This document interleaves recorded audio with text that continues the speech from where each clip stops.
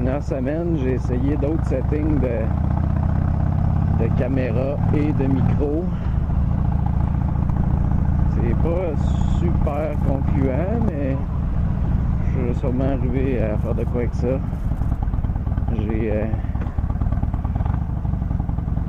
J'ai une GoPro, puis je pense aller me chercher une autre caméra, mais pas une GoPro. En fait, je voudrais aller me chercher une caméra un petit peu plus discrète pour mettre sur le bord de mon casque ouvert là.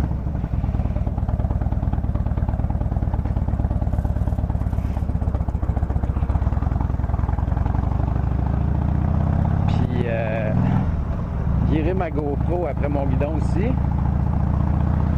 J'ai déjà essayé puis ça donne quand même un résultat pas pire. C'est ça, je vais guérir ma GoPro ici. Je vais relier mon micro que je vais mettre à l'intérieur de mon manteau. Après la GoPro, sûrement. Je sais pas là. Soit ça ou si la caméra secondaire que je me trouve est potable au niveau son, puis je peux mettre un micro externe, ben je vais guérir mon micro après ça, mais sinon j'ai l'option de la mettre après la GoPro qui va être après mon guidon vers moi. Puis je dis vers moi, mais je veux me trouver un autre braquette que ça. Là. Ça, c'est une braquette fixe. Mais j'en ai vu là que tu peux orienter l'angle puis que ça barre automatiquement. Moi, je vais essayer de me trouver ça, de me commander ça. Fait que c'est ça, je vais recevoir ça pendant l'hiver. Fait que ça va être mon setting du printemps. Fait que j'ai tout l'hiver pour gosser ça, puis trouver ce que je veux vraiment comme caméra. Fait que en attendant, ben j'ai ma GoPro qui fait la job, sauf que faut c'est une GoPro, hein, fait que des fois dans notre société moderne nord-américaine, on essaie de contrôler tous les aspects de notre vie. Puis nous autres, les gars, ben souvent on met ça un peu de côté. Ou il y a certains gars qui vont essayer d'oublier que ça va mal dans leur vie. En étant sur le party, en faisant un peu n'importe quoi, en se posant pas de questions, puis ça c'est vraiment notre cerveau reptilien là, qui c'est important de se questionner sur ce qui se passe dans nos vies. C'est important d'en prendre conscience puis de lâcher prise sur les choses sur lesquelles on n'a pas de contrôle. Il y a beaucoup de monde que je vois qui passe du temps et de l'énergie sur des problèmes qui ne leur appartiennent pas ou qui sont hypothétiques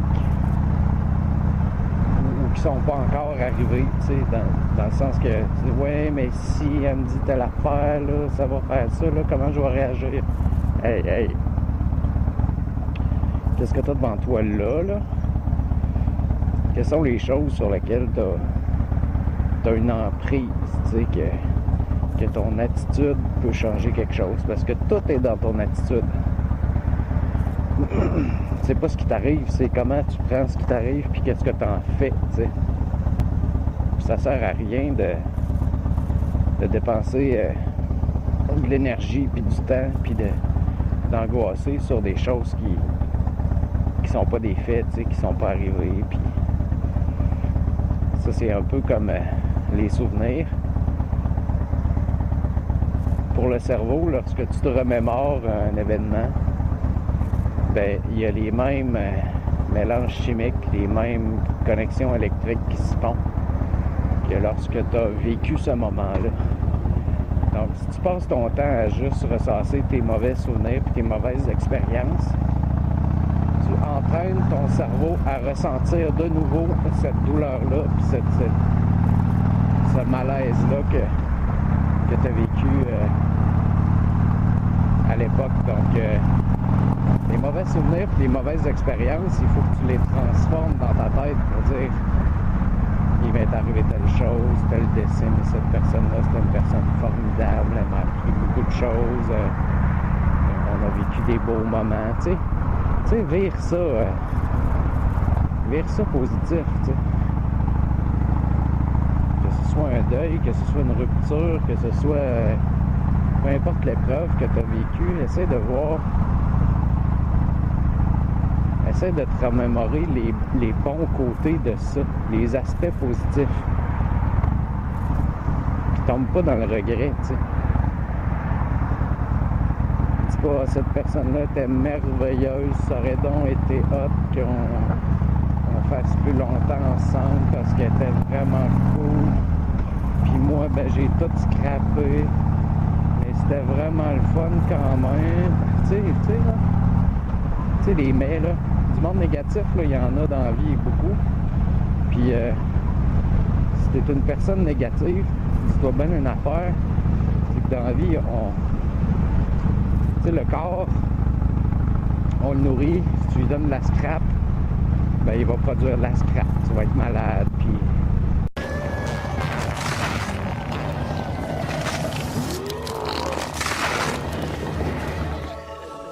Ben l'esprit, là, c'est la même maudite affaire, là.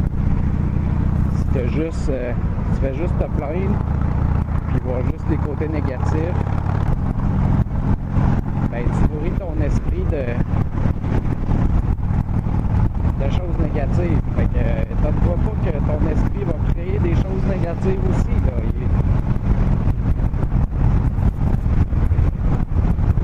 Moi, je vois du monde, là, ça se plaint.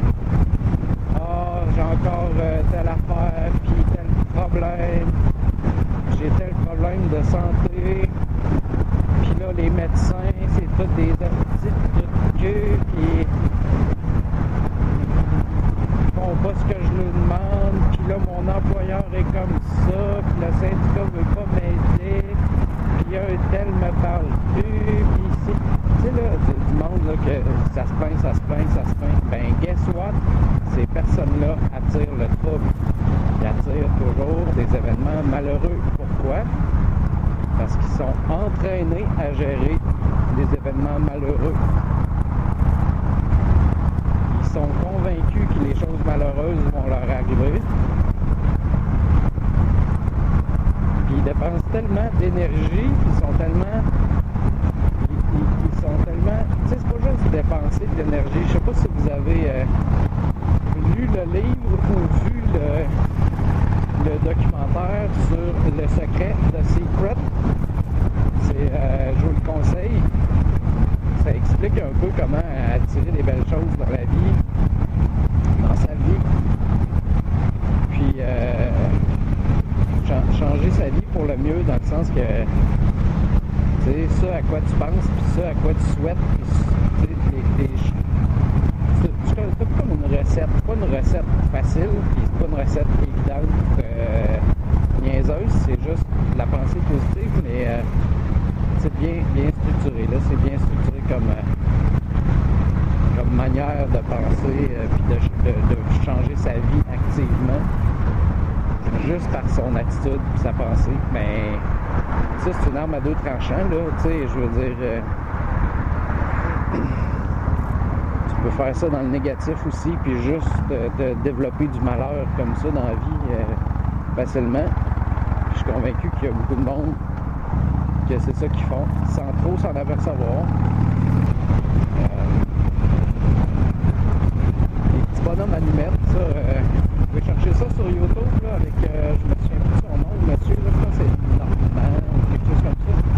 Les petits bonhommes allumettes, c'est une technique, bon, c'est un peu pénible comme vidéo à regarder, là. Normand, il a le fait sur le côté, il est habillé en beige, c'est un monsieur, puis c'est vraiment, tu sais, une vidéo faite pour les madames, là. Les vieilles madames, mettons. Fait que... c'est un peu pénible, mais il y a une substance derrière. Puis ça, là, c'est une chose, les que vous devez comprendre, c'est que il n'y a pas de choses quétaines dans la vie, ok? Quand tu t'assumes, puis tu sais, tout est dans ta confiance en toi, tu sais, tu peux aimer de quoi de vraiment quétaine, mais si tu t'assumes, il n'y a personne qui va t'écœurer avec ça, là. Tu t'assumes comme faut, puis tu sais, pour toi, c'est pas une faiblesse de triper sur les vidéos des petits bonhommes allumettes, parce que justement, tu vois plus loin que l'apparence du petit monsieur en beige puis cheveux blonds tout petit sur le côté qui t'explique ça, que toi ce qui t'intéresse c'est la substance derrière. Ben il y a du monde qui vont t'écœurer peut-être, hein, ouais, on s'en sac dessus, t'sais. Ça c'est comme moi là, tu sais, bon, je fais de la moto tout ça, puis la barbe, puis je parle de psychologie un peu puis tout ça, mais je trippe sur Star Wars, je suis vraiment, j'ai pas plein de figurines puis tout, mais j'en aurais, tu sais. Je suis geek un peu, mais je l'assume, on s'en sac. C'est mon affaire, j'ai-tu le droit, tu sais. Ça fait pas de moi quelqu'un de bizarre ou de momoune ou... Pis, ben oui, puis des fois j'écoute des affaires puis je verse une lampe. Ben oui, pis... Faut que vous arrêtiez d'accorder de l'importance à l'opinion des autres puis aux apparences, puis dégage-toi de ça. Fais ta voix. Tu sais, c'est... Prends ta vie en main, là. Assume-toi, puis tout va mieux aller. Puis si t'as besoin d'aide, là, si tu sais plus comment t'en sortir, puis t'es dans la merde, puis les mauvaises décisions s'accumulent tout le temps dans ta vie, là, ben, t'as le droit d'aller demander de l'aide, là. Puis t'as le droit de parler à quelqu'un. Des fois, c'est juste parler. Si la personne a assez bien t'écouter, là, elle te donnera pas de conseils. Ça se dit à quelqu'un, hey toi, l'écoute active, tu barres là-dedans. Tu sais, la personne, là, si elle a quelques notions, là, puis elle est un peu allumée, là, elle va savoir que tu veux parler. Puis là, ça te compromet pas, tu sais, tu poses une petite question de même, on the side. Tu sais, nous autres, les gars, on a de la misère à aller chercher de l'aide, puis on a de la misère à dire, j'ai besoin de parler, man. Parce que pour nous autres, les gars, on a été... nous autres, les gars, on a été élevés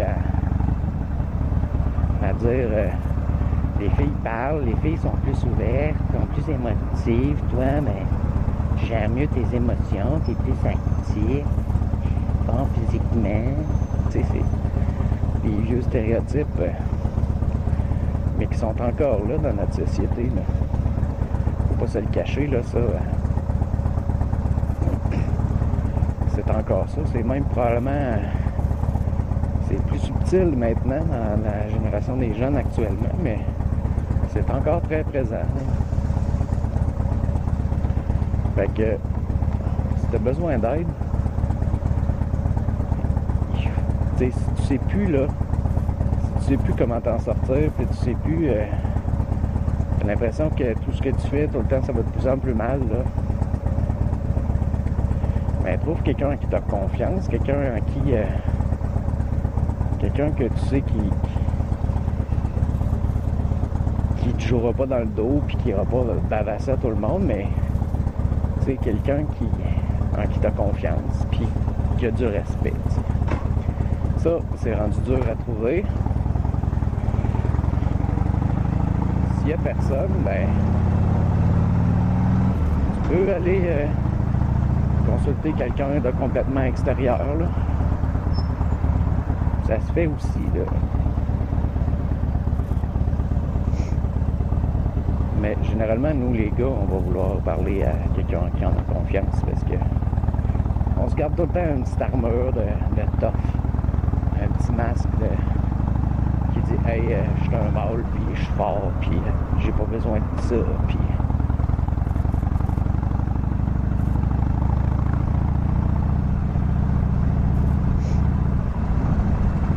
fois c'est nécessaire.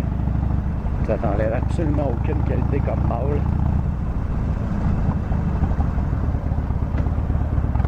Au contraire, ça va faire de toi une personne encore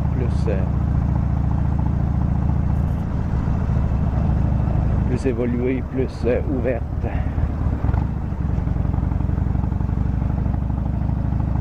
Ceux qui veulent pas évoluer, puis ceux qui sont rigides dans la vie, ben, c'est une super belle recette pour l'échec. J'aime ça dire ça. C'est une très belle recette pour l'échec. Parce que tu vois qu'il y a des ingrédients. Tu peux t'en sauver si tu mets pas tous les ingrédients d'une recette. Des fois, la recette, elle marche pas. Fait que, en disant que quelque chose est une belle recette pour l'échec, ben, ça dit, il y a peut-être un peu d'espoir, là. Si tu changes une coupe d'ingrédients, peut-être que ça sera pas un échec dans ta vie. C'est comme des biscuits au chocolat. Si tu mets pas de farine, ça fait de la boîte au chocolat. C'est pas pareil.